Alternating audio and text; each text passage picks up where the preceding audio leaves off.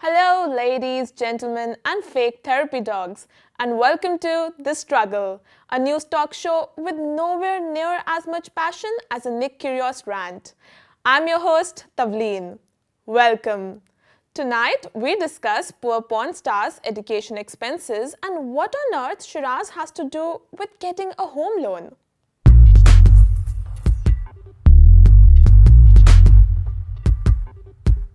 Education is expensive. Whether it be primary school students having to fork out for the Harold van, secondary kids being stung for a very specific shade of sock, or schools forking out for a whole heap of tech they never use. Nothing's cheap about it. That being said, our public schools aren't exactly turning a profit.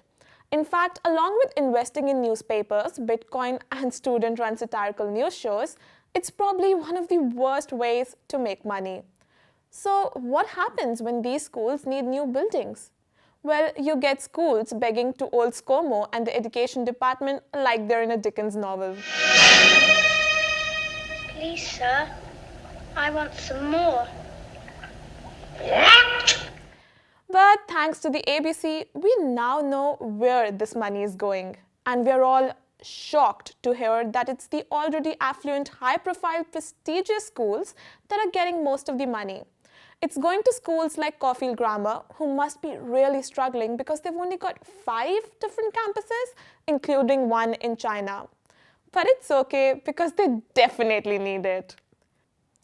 Now, I'll never really understand just how having that much money actually works, but I know that in economic terms, that is about 188 million chicken nuggets. But luckily, there's one person who does know his finances. In fact, my good friend Ian decided retirement didn't suit him, so he's decided to re-enter the workforce. And continuing his lifelong dedication to being the most despised person going around, he's decided to try his hand at becoming the least respected person in education, the substitute teacher. So we go live now to our boomer correspondent, Mr. Ian Silverspoon, to, mansplain, I guess? Thanks, Tavleen. How good are schools? How good are the people educationing our students? See, schools are important because they prepare the next generation for the coming part in the real world. You know, that time in between your misspent youth and when you look like you're part of an APA ad.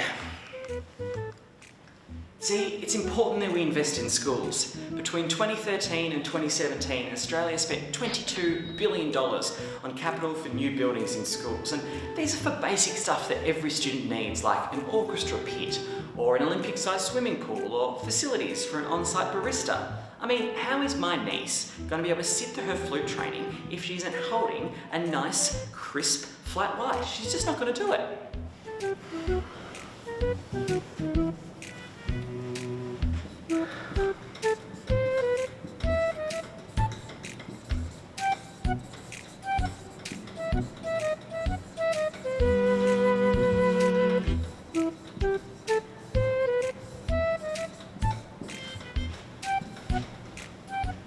So $22 billion over 5 years, and there's been a lot of, big deal made about where that money's going, but don't fear, it's not getting wasted. Half of that money is going to the top 10% of richest schools in Australia, exactly where it should be going. Sure, they only serve, less than 30% of the schools in Australia, but they're the best of the best. The cream at the top of the milk. Sorry, cream's something that appears on milk when it's actually from dairy cows and not soy or almonds. But, I'm glad they're not sending the funding towards some of those more lowly schools. I mean, some of them don't even have air conditioning. How are you expecting them to perform well in standardised tests if they're not even cooling themselves? As the saying goes, the rich get richer and the poor get what's coming to them. Oi! Quiet! That's why your father left you, Kyle. God. Between you and me, I think it's good that money's going to the richer schools because, we'll get a lot more gold medals in equestrian and polo and a few less block contestants and comedians, am I right? Back to you, Tavleen. What a great teacher you'll make, Ian. Moving on, now everyone knows that sex sells. But does it really? Gone are the days of having to purchase DVDs from a dingy sex shop. Easily accessible online porn means all you have to do is sit down at a computer and type in the search bar. But this comes at the expense of porn stars who are earning much less in a now saturated market. And I'm not talking about water sports. Actress Mia Khalifa, who found fame on Pornhub as its highest-ranked adult entertainer, is one such example. Mia revealed on Twitter that in a time frame of 3 months, she made $12,000 in the industry. Broken down, that's a meager $1,000 per video. According to Pornhub statistics, there were 33.5 billion site visits in 2018. So basically, all of your clicks on Pornhub didn't have much of a benefit. Of course, that's besides the benefit to yourself. I guess sex doesn't sell in quite the way we imagined. And Mia has since branched out to become a sports commentator. All right, on to news only Mia cares about. We are going to talk about enforcers in the NHL. That was after she gave paralegal work and bookkeeping a go. It turns out that finding a steady job and income is difficult when the internet is forever and people only remember you from your videos. To enlighten us further, we head to France where our social media influencer, Kat, awaits.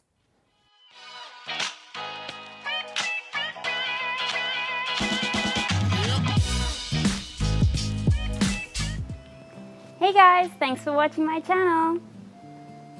So I'm here in the Gard in the south of France and feeling #blessed to be here. Hey, do you guys remember that time Pauline Hanson wore a burqa to the Senate? Yeah, that did not go down well. And to ridicule that community, to drive it into a corner, to mock its religious garments is an appalling thing to do. Well said, George Brandis. But you know, she did get a lot of media attention, and I think that's maybe what she wanted. Take Mia Khalifa. She took things about 200,000 steps further and wore a hijab in an adult film. Yeah. Within 3 days of the film's release, she went from 400 followers on Instagram to 200,000 followers on Instagram. And now she has 16.8 million. I mean, sure, she received some death threats. That's the price of followers sometimes. Unless you buy them, which I'm looking into. She's getting some backlash though, because she recently tweeted that she only made 12 grand from porn. Yeah, 12 grand in 3 months, boo-hoo. Anyway, a lot of people responded to the tweet like, Mia, if you didn't do that film, nobody would know who you were and you wouldn't have all these followers and you wouldn't be able to be a sports presenter or whatever. So if there's one thing I've learned from Mia and from Pauline, if you want to grow your following really fast and get a lot of attention, all you need to do is some outlandish, inappropriate, shocking cultural appropriation. But since I have a heart and a conscience and I don't really want to do any divisive stunts or hurt anybody's feelings, I guess I'm just going to have to get my followers the old-fashioned way. Has anyone seen my credit card? It's going to take more than a credit card to help you, Kat. Right then, we are off to a break. Stay tuned.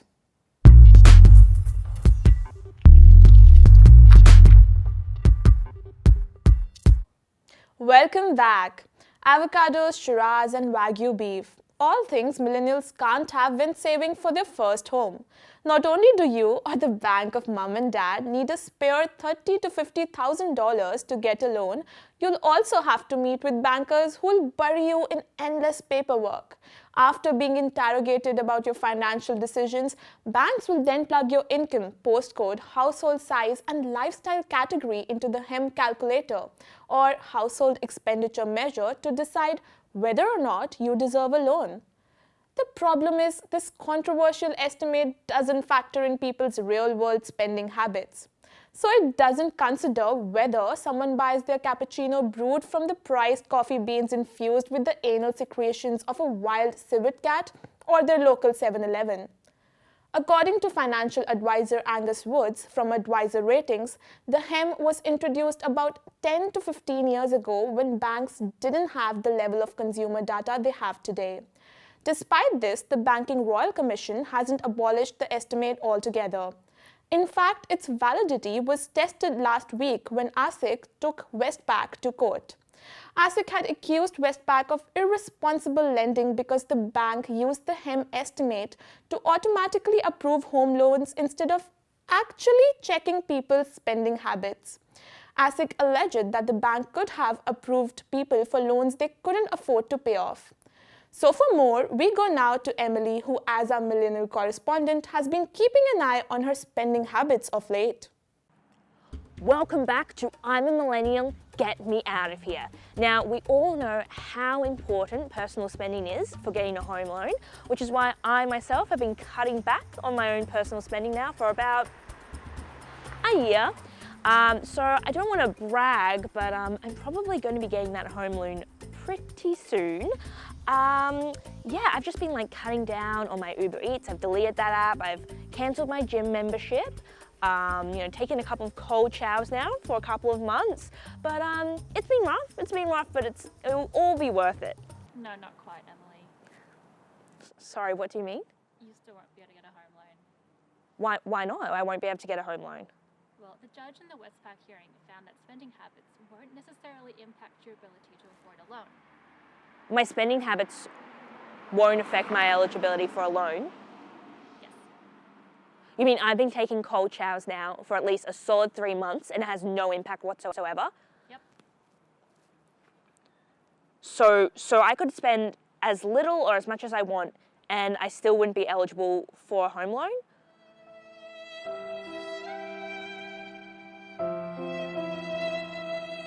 I guess I can get as much caviar as I like now. Now I don't need to worry about my personal spending because the banks won't take my fucking money. I can just do whatever I want now.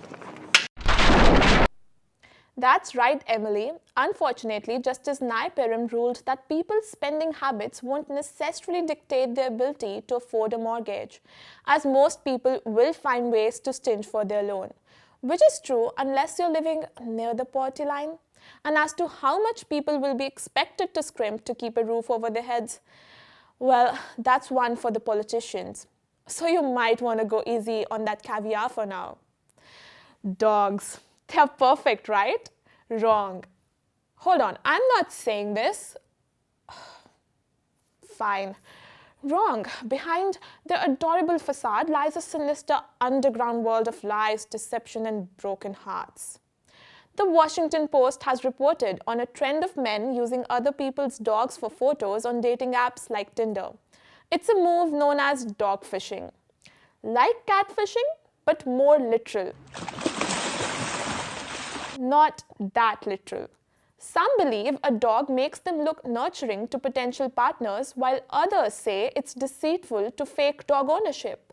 But it's not just the dogless who can be deceitful. Actual dog owners can be just as insincere. The number of registered emotional support dogs is booming. You know, those extra good boys who help people manage their disabilities? In Australia, while accreditation is needed to register a support dog in some states and territories, the Federal Disability Discrimination Act can override this.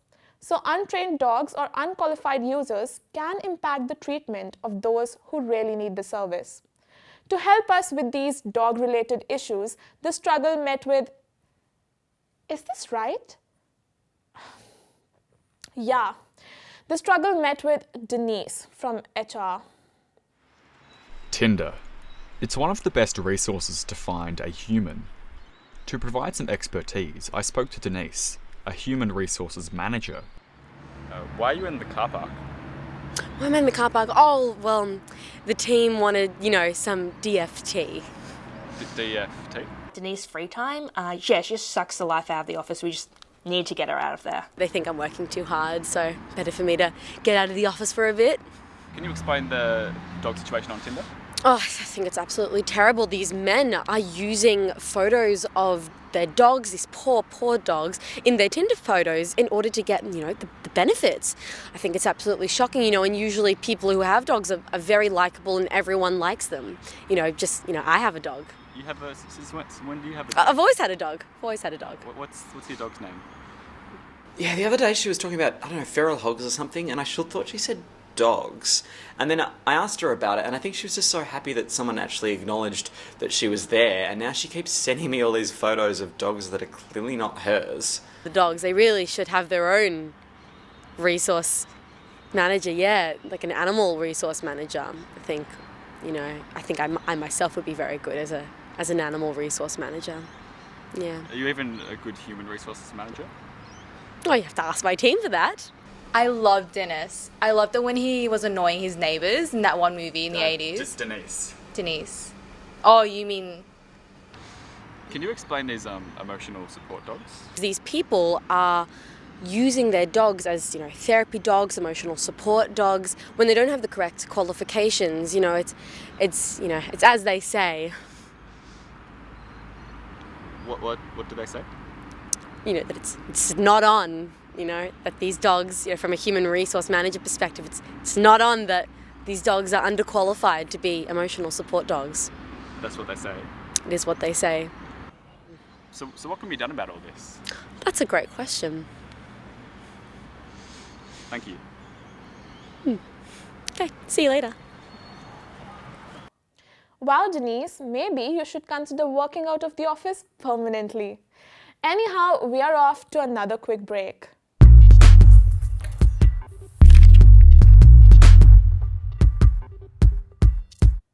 Great to have your company again.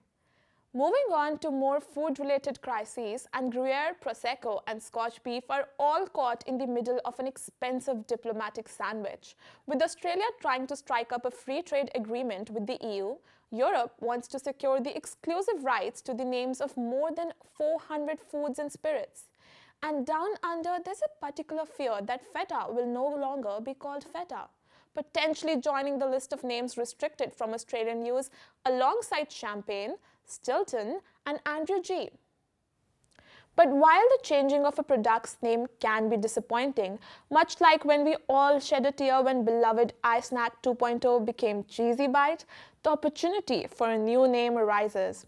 While we hear that salty tofu and doughless dice are hot favorites to take the crown, we wouldn't be surprised if the cheese was renamed Six Blank Faces, which is also an accurate representation of the half-dozen sleepy-eyed students who keep on rocking up to their ATM lectures.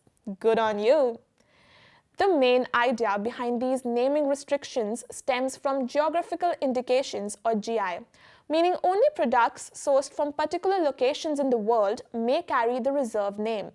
Take champagne, for example. It's got a GI for the Champagne region in France to protect its reputation. And quite frankly, it should be thankful it does, because we found this dodgy competitor out there in the market with the suspiciously similar name shampoo. I mean, it takes not even a second to realize that this product isn't French bubbles at all, and instead is riddled with chemicals, synthetic fragrances, and if you're lucky, pig semen. Yep, you heard right. 2 pig farmers from Western Australia were jailed for smuggling Danish pig semen concealed in shampoo bottles into Australia. And while we aren't suggesting that competitors to GI products are by any means shonky or inferior, it just means when it comes to marketing, they've got a bit of an uphill battle. A little like these salmon. And so they actually start to swim right in the tube, and so you can see that in the video. It's like a slip and slide going uphill. Not since Adriano Zumbo introduced us to the croquembouche have we had so much interest in food vocabulary. But as if one culinary lingo crisis wasn't enough, we have got a double helping. This one, though, revolves around whether plant-based meat substitutes and lab-grown meat should be allowed to be marketed with the word meat. But putting legalities aside for the moment, let's get the verdict from the all-important taste test. So could I tell the difference? Tastes like a burger. Looks a bit different, but when does a burger ever look good? You know, Craig Rucastle's got a point there, and also quite an impressive MasterChef audition. But to see the effects these terminology changes are having on the streets, we now cross to self-proclaimed cheese connoisseur and our far-right correspondent, Pauline Hansen.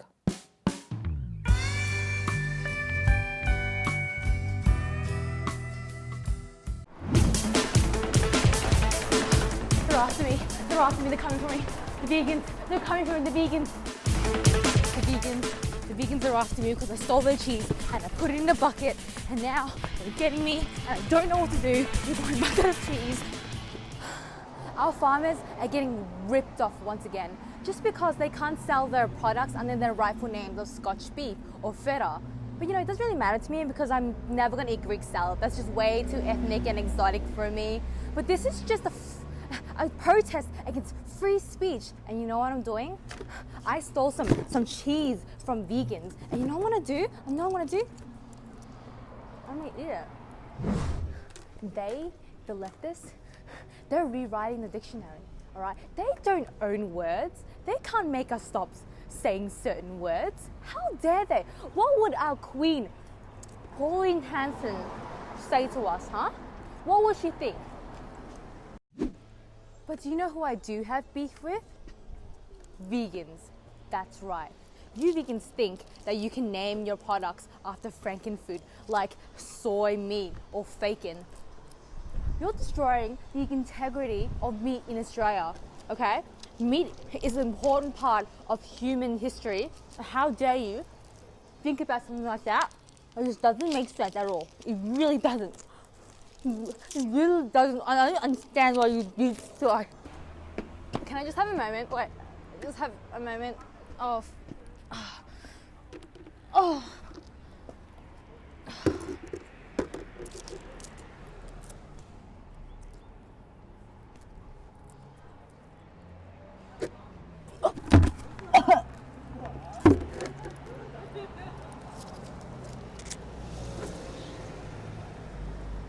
Is this what you wanted, Pauline? Is this what you wanted? For once, Pauline, I actually sympathize with you. Being sick is a terrible feeling. Maybe you should take some time off, you know, for an episode or two, or even the rest of the season.